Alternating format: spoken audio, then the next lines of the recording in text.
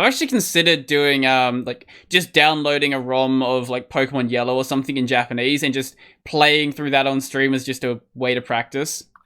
Yeah, the only issue that you're going to run into is the fact that it's all in kana. There's no kanji whatsoever. Mm-hmm. So you're going to have to kind of figure out based on context what the word is, Yeah. which can be kind of fun because I remember doing that on my Game Boy and just like sifting through Akabi searches and being like, As long as I can work out where the particles are, I think I can kind of guess the rest, maybe. yeah. Yeah, that's kind of where like I was glad I went through like some of the grammar guides, like Taikim's Mm-hmm. Guide to Japanese Grammar, because it's like it kind of points out a lot of the particles and all that. Yeah, that was So it's a lot easier to tear it apart. when I absolutely first started going through like hiragana and katakana. The problem I had with just reading anything is I had no idea where the hell word borders were. Yeah. I haven't actually looked at Taikim's stuff yet. Yeah. There is an app on the Android Play Store. He does have his guide to Japanese grammar. Mm-hmm. Oh, web-based as well. Mm-hmm. So there are those options. But basically, he kind of breaks it down into like beginner, intermediate, and advanced grammar. Mm-hmm. And then he kind of breaks everything down that way. Mm-hmm. When he translates his sentences, he actually does it in kind of like a broken Japanese English way. Mm-hmm. So it kind of fits with the Japanese style of grammar, Right. but you can still kind of figure out what it means. Yeah, that makes sense because I've noticed a lot of other places they will translate it into a sentence to really make sense in English, which sort of breaks the way that the grammar actually functions, and you sort of have to piece it back together yourself. Yeah.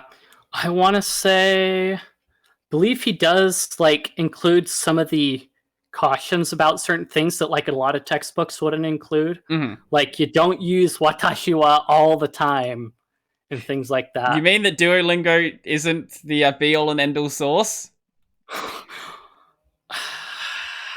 I guess not. I want to do a Duolingo at some point. When I get to the point where I'm actually like relatively okay, I would love to do Duolingo just to make fun of it. Yeah, I mean, I've used Duolingo a couple times, but then it dropped off eventually. It was mostly for the words, because I know it's got like a lot of bad habits and things it puts in. Yeah. But the other one that I've used is called Closemaster. It's basically a fill in the blank for like various languages, and they've got Japanese as one of theirs. Okay. It's spelled Cloze. Cloze. That one I have not heard of. Yeah, okay, I found it cool. They basically use sentences, native sentences, and you basically fill in the word in the context of that sentence, and it's supposed to kind of get you to recognize the context and everything else with it.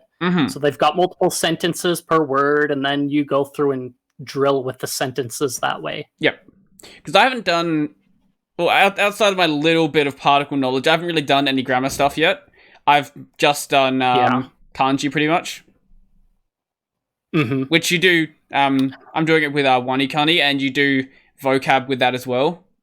I know there are a few people out there that say, like, if you're going to learn the kanji, kind of do it in context. I can't remember how wanikani does it. Wanikani... But yeah, it's kind of like... Yeah, it does do it... It does do it in context. I know what you're talking about. You're probably talking about Matt vs. Japan's content on it. Because I know he was a big proponent of RTK a couple of years ago. Don't think so. There are a number of like places I've come across that do that. So you've got like Yuta Aoki that kind of talks about more of the colloquialisms with Japanese. And then you've got, who else was there? I kind of went through a lot of the grammar first to kind of figure out how it worked. And then from there, it's like, okay, I just got to like figure out what words I want to use in these contexts and then go from there. Yeah. Which I've still been kind of bad at. Other than that, there's also the NHK Easy Japanese app that uses news articles written in Japanese, and they've got like the audio, video, and everything else too. Okay. Got a built-in dictionary and everything else. I need to spend more time actually practicing using what I'm learning as well. Yeah, I know. That's it's all well and good to, learn the vocab, but you have to actually make sure you're using it so you can actually ingrain the knowledge. Well, and that's kind of where like the NHKZ Japanese might be good, is because you're actually reading the words and using them in that sense versus just like drilling the words into your head. Yeah, well, Wanikani does it through SRS, and that's only so useful.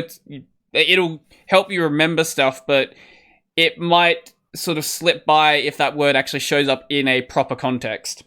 Yeah, so with like Spanish, when I was doing that, it was kind of helpful because when you've got someone that you're speaking with or that you're listening to, you start to recognize where the words pop up. So that's kind of the reading and everything else. In that regard, it's actually like I'd never thought of playing VR chat before, but VR chat honestly seems like one of the best ways to practice a second language. Yeah, I can see that. Because there are so many rooms that are just dedicated. It's like, hey, we're a Spanish-speaking room, we're a Japanese-speaking room, and there are just native speakers just hanging out there. That would help with the speaking a lot, yeah. Speaking and listening. Yeah, I can't speak, but I'll just stand there just listening to people.